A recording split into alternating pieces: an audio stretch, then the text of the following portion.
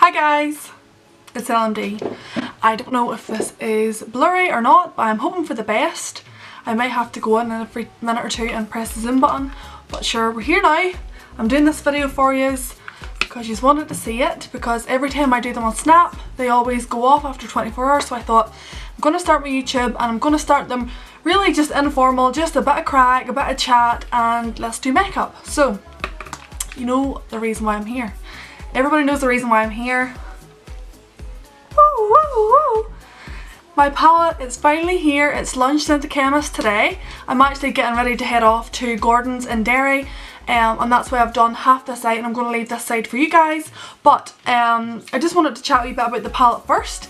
It's a master palette, and basically everybody can use all the palette, all the eyeshadows and colours in the palette. You don't have to be a makeup artist. The palette is designed for people, teenagers, middle-aged women, older women. It doesn't matter.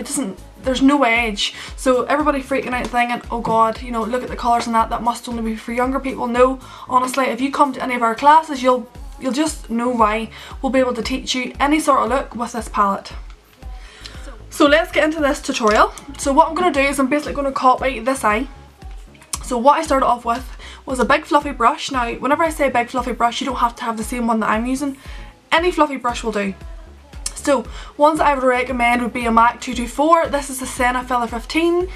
Sigma have one called an E40. So just any brush which is big and fluffy, and it's going to blend the colour all over your eye. So we're going to start with the colour Marbs. As you know, that's my favourite place to go on holiday.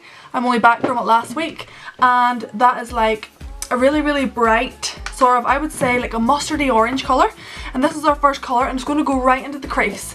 So your crease, your very first colour has to be your whitest colour and your lightest colour. So for me, we're using Marbs, and we're going to place this directly into the socket and start blending gently. So whenever I'm applying my transition colour, I like to keep the colour flowing. So I like to keep blending small circular movements. So if I slow my hand down, I'm going really lightly, like so, and just blending this from the inner corner right across to the outer corner. So keep doing that until you build up your colour to the desired strength that you want. So I'm going really lightly, like so. There's no right or wrong way of doing this. Don't be freaking out and thinking, oh god, I'm not getting it right. Don't worry, honestly. Once you get it right the first time, you can never un-get it right. So just keep going and just try and keep doing the same techniques as me. Really lightly, so bringing it right across, and don't be a bit afraid to bring it right out.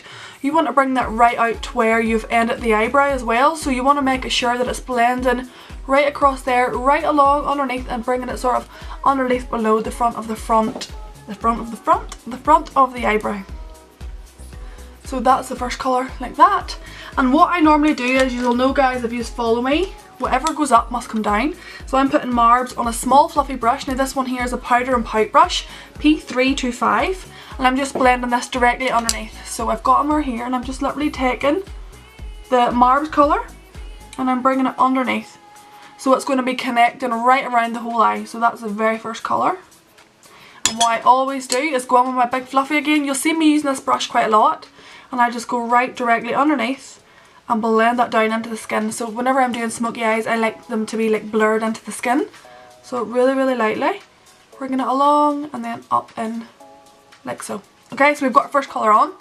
We're going to get down lower. So on the eye we're coming down, but what I like to do in the palette is pick a darker colour. So for me, I always do my lighter colours first and then bring them down into my darker. So I'm going to pick up a 217 by MAC. I've already used this previously for the other eye, and I used Tiger, so it's this orange colour here. Very similar to Red Brick by MAC or Morocco by Makeup Geek. So we're taking this lower down in the eye. So picking up your colour really gradually. And just make sure whenever you're doing eyeshadow that take it in stages. So your very first colour, you never want to overlap that with your darker colour. You always want to see. So for me, I want to see my Marbs, then I want to come down lower and I want to see my next colour. So that's why you're taking it lower down. That's why we're really using a smaller brush. So really lightly, and we're bringing it down, keeping an eye on the way I'm moving my hand. So I'm blending as I go, really lightly. And then going back in with the very first brush and just blending that colour out.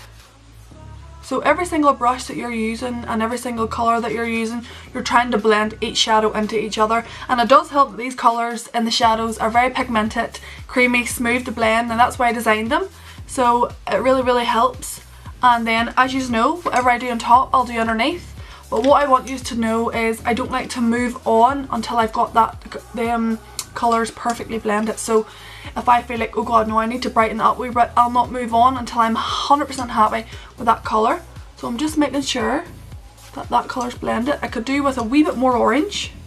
So I'm just going really lightly, like so, and then just blend away. So I'm taking that orange underneath, really lightly.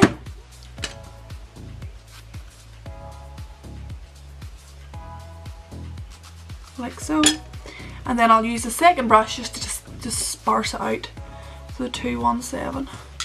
And then any sort of fallout, just wipe away with a big fluffy brush. Okay, so we've got two colours on. What we're going to do now is we're going to take a smaller brush again, which is one of my favourite brushes ever. It's a 221 by MAC. I just love this brush for any detailed blending. And what I'm going to do now is I'm going to take the colour Cocoa and I'm going to be applying it directly into my crease, so basically on my socket, really lightly.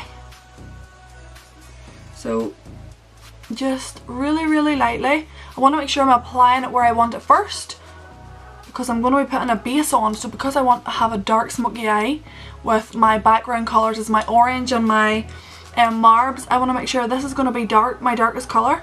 But you just can't put on a brown there and expect to blend it out. You need to put your brown on first and then blend your dark brown into the lighter brown.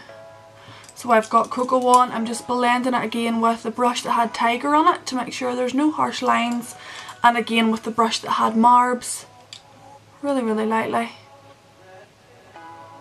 like so. Okay, so we've got that on, and what we're going to do now is I'm going to do a wee thing that I've done for many years. Because people will find it hard to get their brown to be really dark, what I like to do is I like to take, this is a product from MAC, it's called Dip Down, and it's their Fluid Line eyeliner. And what I'm doing is I'm taking a Zoe Eva 237 and I'm just applying the brown. This is a brown liquid, a brown gel eyeliner, not a liquid. And I'm just applying that all over the lid. I don't want this to go anywhere near my blend. So as you can see, I've just applied that directly over the lid. And with a real quick hand, I like to take the 221 and just start to blend out the edges. Really lightly. You'll probably think, oh my god, I've never seen that people do that before. This makes your eye makeup so much easier to blend. It keeps, there's no harsh lines. Like, people will find that they find it hard to keep dark colours on their lid without it creasing. This literally is a base for your brown eyeshadow, and this eyeshadow will not move. So I've just applied the brown down, dip down there, and what I'm going to do now is I'm going to take a flat brush with the colour Smoky in the palette. So Smoky is a dark brown, so I'm taking Smoky and I'm just going to be applying this directly on top of my brown base. So with a flat brush, a 239 by MAC, I'm just pressing this colour all along. Now whenever you're putting colour on that you want to be on the lid to be the most noticeable, you always put it on with a flat brush. That way it ensures that it's locking into the skin. It's not going to move. So as you can see, that's completely darkened that down.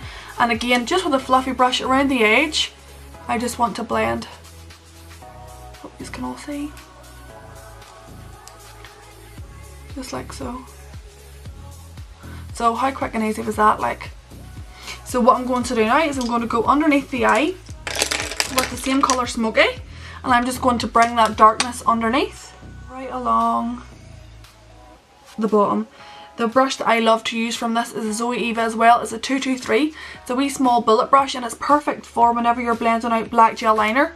Especially if any of you girls out there are makeup artists and you find that your clients have got like wee twitchy eyes or their eyes would leak quite a lot. This brush is unreal. So I'm just going really, really lightly, blending that underneath, like so. Okay, and now what I'm going to do is I'm going to take black gel liner. Some people are scared of this stuff, but honestly, see, once you go onto it, you will not be able to live without it. I'm using a 317 Zoe Eva winged liner brush to apply the gel liner into my waterline, and then I'm going to blend it out with the 223. So I like to have two brushes, one to blend with and one to apply. So this is the gel liner going in the waterline. So I'm just literally pulling my, what do you call that, underneath your eye down. And I'm applying the gel into the waterline.